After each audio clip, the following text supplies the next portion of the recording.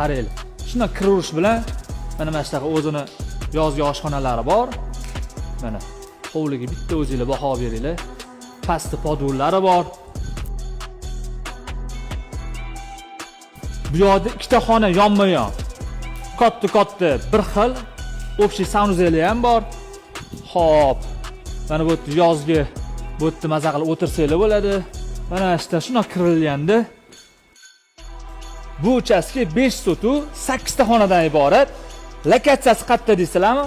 Shunday Yunusobod, Betonki Yunusoboddan Selxoz sabzavotdan bo'lsa 3-4 kilometr kirganda bor yo'g'i. Narxi 187 mingga beraveramiz deyapti.